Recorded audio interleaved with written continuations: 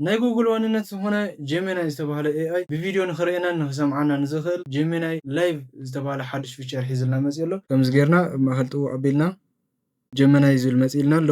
ናብዚኣ ንኣቱ ኣለና እዛ ጀሚናይ ላይቭ ትብል ማለት እዩ። ናብ ባዕላ ንኣቱ ኣለና ጀሚናይ ላይቭ ዝብል ናብዚ ኣትልና ኣሎ።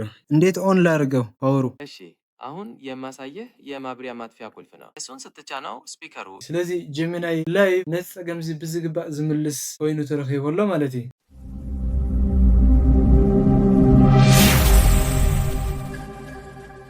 ሰላም ከመይ ቆኒኹም ክቡራት ተኸታተልቲ ድማ ብዛዕባ ሓደ ዓለምና ዘድምም ዘሎ ቴክኖሎጂ ወይ ከዓ ኤአይ ሒዘልኩም መፅእ ዘለኹ ናይ ጉግል ዋንነት ዝኾነ ጀሚናይ ዝተባህለ ኤአይ ብቪድዮ ንኽርእየናን ንኽሰምዓና ንዝኽእል ጀሚናይ ላይቭ ዝተባህለ ሓድሽ ፊቸር ሒዝልና መፅእ ኣሎ። እዚ ማለት ከም ሰዓርክኹም ብቪድዮ ፊት ንፊት ኮይንኩም ክትዘራረቡ ትኽእሉ ኢኹም እየ ዝብለኩም ዘለኹ። ማለት ጀሚናይ ሕጂ ዓይና ውፅእ መፅእ ኣሎ ማለት እዩ። ዝገርም ብቪድዮ ጌርኩም ክትዋጋዕን ከባቢኹም ክትርእይዎን ንሱ ድማ ሽዑ ንሽዑ እናረኣየን እናሰምዐን ምኽሪ ወይ ከዓ ትንተና ክህበኩም ይኽእል እየ ዝብለኩም ዘለኹ። ኣብ ናይ ሎሚ ቪድዮና ድማ እዚ ኤአይ እዚ ከመይና ኣብ ስራሕናን ኣብ መዓልታዊ መነባብሮናን ክንጥቀመሉ ንኽእል ዝብል ስቴፕ ባይ ስቴፕ ከርእየኩም እየ። ንስኻትኩም ክሳብ መወዳእታ ምሳይ ፅንሑ። ኣብዚ ምህርቲ ከመይ ንጥቀመሉ ዝብል ዝኾነ ዘኣብየና ርእስቲ ወይ ከዓ ዲያግራማት ብቪድዮ ንርእየና ንሱ እውን ብግልፂ እናረኣየ ምልክትን ድምፅን እናገበረ የርእየና ኣሎ ማለት እዩ።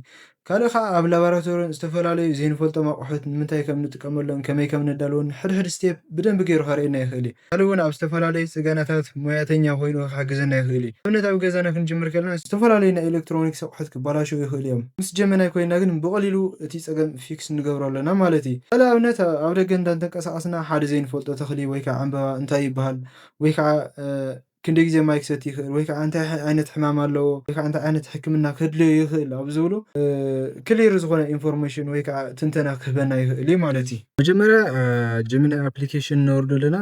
ጀሚናይ ኣፕሊኬሽን ካብ ፕሌይ ስቶር ክነወርድ ከለና ቪፒኤን ተጠቒምና ነወርዶ ንኽእል ማለት እዩ፣ ብፍላይ ኣብ ዓዲ ዘለና ማለት እዩ። ካልእ ከዓ ኣብ ዌብሳይት እውን ክንጥቀም ንኽእል ኢና። ኣብ ባዕላ ዌብሳይት ክሮም ኣቲና ጀሚናይ ኢልና ፅሒፍና ኣብ ጀሚናይ ባዕሉ ኣቲና ክንጥቀም ንኽእል ኢና ብዌብሳይት። እዚ ከበልና ካልእ ከዓ ብቐሊሉ ከዓ ካብቲ ዝበልኮን ክልተ ብቐሊሉ ከምዚ ጌርና ማእኸል ጥቡዕ ኣቢልና ጀሚናይ ዝብል መፂልና ኣሎ። ናብዚኣ ንኣቱ ኣለና እዛ ጀሚናይ ላይቭ ትብል ማለት እዩ። ናብ ባዕላ ንኣቱ ኣለና ጀሚናይ ላይቭ ዝብል ናብዚ ኣትልና ኣሎ። እዚኣ ታና ጀሚናይ ዘላ ፊቸር እያ። ንሰና በቲኣ ኣተና እዛ ፊቸር እዚኣ ትመፀልና። ኣብዚ ፊቸር እዚ ዛብዚኣ ነቶ ምልክት ናይ ቪድዮ ምልክት ኒላ ከምዚ ጌርና ክንኣቱ ከለና ብቪድዮ ኢና ንሪኦ ዘለና። ብቪድዮ እንዳረኣናዮ ንሱ ወይ ብምልክት ብኢድና ከምዚ ነገርና እናረኣና እዚ እንታይ ይበሃል ገለ እንዳበልና እንዳሓተትና ክምልሰልና ይኽእል እዩ። ካልእ ከዓ ፕሮሲጀር እውን በዚ ብቪድዮ ከርእየና ይኽእል እዩ ማለት እዩ። ካልእ ከዓ እዚ ብቮይስ እውን እኒሄ ኩሉ ፊቸራት እኒሄ እዚ ብቪድዮ ዘርእየኩም ዘለኹ። ካልእ ጀሚናይ ብትግርኛ ብዙሕ ይናገርን እዩ። ክሳብ ሕጂ ትግርኛ ፀቢቆ ኣይከኣልን ይጅምሮ እዩ ግን ክሊር ዝኾነ ኢንፎርሜሽን ክበና ይኽእልን ብጣዕሚ ዝጋገና ብኣማርኛና ወይ ከዓ ብእንግሊሽ ተኮይኑ ግን ክሊር ዝኾነ ኢንፎርሜሽን ክበና ይኽእል እዩ። ክሳብ እንዳተምሃረ ዝኸይድ ብእንግሊሽና ብኣማርኛ ክንሓትዎ ንኽእል ኢና ማለት እዩ። ኣብ ቀረባ ግዜ እውን ከም ዝጅምር ርግፀኛ እየ፣ ምክንያቱ ጀሚርዎ ስለ ዘሎ ማለት እዩ። ናብቲ ኣብነት ንቕፅል። እንዴት ነህ ጀሚናይ? ሰላም፣ እኔ ደህና ነኝ። አንተስ በምን ልርዳህ? ይህ እቃ ምንድን ነው? ይሄ የካሜራ ሞኖፖድ ነው። ካሜራዎትን ለመረጋጋት ያገለግላል። አሁን እያሳየሁ ያለሁት መቆለፊያውን ነው። እሱን በመፍታት የሞኖፖዱን ርዝመት ማስተካከል ይችላሉ። እሺ፣ ስለ አጠቃቀሙ ነው የነገርከኝ ያለ?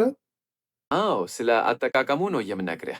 መቆለፊያዎቹን ስትከፍቱና ስትዘጋ የሞኖፖዱን ርዝመት ማስተካከል ትችላለህ። ከዚህ ከላይ ባለው ክፍል ካሜራህን ታስገባለህ። ሌላ ምን ማወቅ ትፈልጋለህ? አሁን እየፈታሁት ነው። ወደ ላይ ነው የምስበው? አዎ፣ ወደ ላይ መሳብ ትችላለህ። የሚፈልጉትን ርዝመት ሲያገኙ መልሰው መቆለፍ ትችላለህ። እሺ፣ ቆልፍ ያለው ከዛስ የቱ ነው? እስቲ በምልክት አሳይን። ካሜራ ማስቀመጥበት ቦታ የት ነው? ካሜራውን የምታስቀምጥበት ቦታ ከታች ባለው ትንሽዬ ክላምፕ ጋር ነው። አሁን እያሳየሁ ያለሁት ክፍል ነው። ኦኬ፣ እግሩስ እንዴት ልዘርጋው? እነሆ እግሮቹ አሁን ወደ ላይ ተዘርግተዋል። በዚህ መንገድ ሞኖፖዱ የሰፋ መሰረት ይኖረዋል። እሺ፣ ዘርግቼዋለሁ። አሁን ያንን እግር ተጫንና ሙሉ ለሙሉ ዘርጋው። ወደ ላይ ላስቀምጠው ማለት ነው። ወደ ላይ ስትዘረጋው እግሩ መሬት ቀጥ ብሎ እንዲቀመጥ ተደርጎ የተሰራ ነው። አሁን ጫፉን ተመልከት። እሺ፣ ኮንትሮሉ የት ነው ያለው? እሺ፣ ኮንትሮሉ እዛው ሞኖፖዱ ላይ ከፍ ብሎ ነው ያለው። አሁን እያሳየሁ ያለሁት ክፍል ነው። Yes?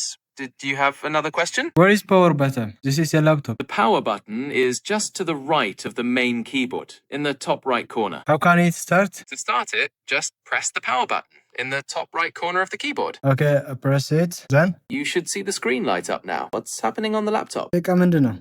ይሄ የስፒከሩ የኋላ ክፍል ነው። የድምፅ መቆጣጠሪያዎች፣ ማስገቢያዎች እና ማብሪያ ማጥፊያ ቁልፎች ያሉበት ነው። የፓወር ማስገቢያው ፖርት የት ነው ያለው? የኃይል ማስገቢያው ከታች በስተቀኝ በኩል ያለው ጥቁር ክፍል ነው። አሁን በምልክት ያሳየሁህ ቦታ። እንዴት ኦን ላድርገው ፓወሩ? እሺ፣ አሁን የማሳየህ የማብሪያ ማጥፊያ ቁልፍ ነው። እሱን ስትጫነው ስፒከሩ ይበራል። ቮሊዩምስ እንዴት ልጨምረው? የድምፅ መቆጣጠሪያው በላይኛው ክፍል በብርቱካናማ ቀለም ምልክት የተደረገበት ነው። እሱን በማዞር ድምፁን መጨመር ወይም መቀነስ ትችላለህ። እሺ፣ የፍላሽ ማስገቢያ የት ነው ያለው? ፍላሽ ማስገቢያው በላይኛው ክፍል በስተግራ በኩል ያለው የዩኤስቢ ቦታ ነው። አሁን በምልክት ያሳየህ ወይ? እዚህ ምንድን ነው እነዚህ ሁለቱ? እነዚያ ማይክሮፎን ማስገቢያዎች ናቸው። ኤምአይሲ 1 እና ኤምአይሲ 2 የሚል ታያለ። ማይክሮፎን ስትጠቀም እዚህ ነው የምትሰካው። ኦኬ ቴንክ ዩ። እዛ ጀሚና ላይቭ ቀንዲ ንመን ተጠቅም ያለ ሓሲብ ቀጥታ ናብ ርዕሰ ዝመፀለይ ብርክት ዝበለ ሰብ ናብ ወፃኢ ይኸይድ ስለዘሎ ቀልጢፉ ምስ ቴክኖሎጂ ምልላይ ብጣዕሚ እዩ ዝኸብዶ። ብፍላይ ካብ ዓድና ከምቲ ትፈልጥዎ ምስ ሓደሽቲ ቴክኖሎጂታት ዳርጋ ኣይንረኽብን ወይ ከዓ ኣይማዕበልናን እዩ ዝበሃል። ኣብ ወፃኢ ከዓ እታ ዝነእሰት ወይ ከዓ እታ ማይነር ትበሃል ሊፍት እያ። ሊፍት ኳስ ከመይ ኣፕ ኤንድ ዳውን ዝግበር ወይ ከዓ ከመይ ናብ ፍሎር ንእዝዝ ዝብል ኣብዚ ዓዲ ርግፀኛ ብዙሕ ኣዌርነስ ዘለዎ ሰብ የለን። ጀሚና ላይቭ ግን ነዚ ፀገም እዚ ብዝግባእ ክፈትሐልና ይኽእል እዩ ማለት እዩ። ኣብ ምንታይ ጠዊዕና ኣፕ ንገብር ንኽእል፣ ኣብ ምንታይ ጠዊዕና ዳውን ንገብር ንኽእል ወይ ከዓ ኣብ ምንታይ ጠዊዕና ናብ ፍሎር ክንእዝዝ ንኽእል ዝብል ምልክታት እንዳረኣየ ብዝግባእ ክምልሰልና ይኽእል እዩ። ስለዚ ጀሚናይ ላይቭ ነዚ ፀገም እዚ ብዝግባእ ዝምልስ ኮይኑ ተረኺቦሎ ማለት እዩ። ካልእ እውን ዘይንፈልጦም ሓደሽቲ ኣቑሑታት ክንረክብ ንኽእል ኢና። ካብ ማንዋልና ንውዕል ናዛ ቪድዮ ኮል ውልዕ ኣቢልና ስቴፕ ባይ ስቴፕ ኣሰራርሑ ከርእየና ይኽእል እዩ ማለት እዩ። ቀፂለ ድማ ስክሪን ሼር ጌርና እውን ክንሰርሕ ንኽእል ኢና። ንምንታይ ይጠቅም ዝብል ድማ ብዙሓት ፅሕፋት ኮፒ ፔስት ንህከ ሰባት ወይ ግዜ ንስእን ሰባት እዚ ፀገም እዚ ጀሚናይ ብዝግባእ ፈትሒዎሎ ማለት እዩ። ልክዕ ከማኹም ኮይኑ ነቲ ኣብ ስክሪንና ዘሎ ነገር የንውን ይርዮን ማለት እዩ። ካልእ ከዓ ዝኾነ ነገር ኣፕላይ ንምግባር ትኬት ንምቑራፅ ክኾን ይኽእል ካልኦትን ኣብቲ ዌብሳይት ወይ ከዓ ኣብ ኣፕሊኬሽን ከመይ ፕሮሲጀር ክንኸድ ከም ዘለና ወይ ከዓ ኣካየዱ ስቴፕ ባይ ስቴፕ ከርእየና ይኽእል እዩ። ስክሪን ሼር ብምግባር ከዓኒ እዛ ምልክት እዛ ጨረት ንላዕሊ ምልክት ኔላ ንሳን ንነክእ ኣለና ስክሪንና ሼር ንገብሮ ኣለና ማለት እዩ። እንዴት መጠቀም እችላለሁ የጉግል ኤርዝ? የጉግል እርትን ለመጠቀም ከታች ያለው ኤክስፕሎር እርት ለሚለውን ቁልፍ መጫን ትችላሉ። ወይም ከላይ ባለው የፍለጋ ባር ቦታዎችን መፈለግ ትችላሉ። ምን ማየት ይፈልጋሉ? እሺ ኤክስፕሎር አልኩትና ከዛስ? ኤክስፕሎር እርት ሲጫኑ ዓለምን በተለያዩ መንገዶች ማሰስ ትችላሉ። ለምሳሌ በዘፈቀደ ወደ ተለያዩ ቦታዎች መብረር፣ ተለጣጣፊ የሆኑ የዓለም ቅርሶችን ማየት ወይም በጉግል እርት የተዘጋጁ ጉብኝቶችን መከታተል ትችላሉ። ምን አይነት ነገር ነው የምትፈልጉት? ኣብ መወዳእታ ቴክኖሎጂን ዓለም ጥራሕ ዘይኮነስ ንዓና እውን ዓብይ ናይ ዕብየት ዕድል እዩ። ነዚ ከም ንፋስ ዝምዕብል ዘሎ ሓድሽ ቴክኖሎጂ ተጠቒምና ናብ ቢዝነስና ወይ ከዓ ናብ ጥቕምናን ቀይርና ዓድና ናብ ዝሓሸ ብርኪ ንምብፃሕ ክንሰርሕ ኣለና። ብፍላይ ከዓ ኣብ ዲጂታል ዓለም ዘለኹም ምሁራትን መርኣያትን ነዚ ፀጋ እዚ ብምጥቃም ንዓለም መርኣያ ዝኸውን ስራሕ ከም ትሰርሑ ተስፋ ይገብር። ቪድዮ እንተፈቲኹሞ ላይክ፣ ሼር፣ ሰብስክራይብ ምግባር ተሓባበሩኒ። ንዓድና ሰላምን ዕብየትን ይበለልና።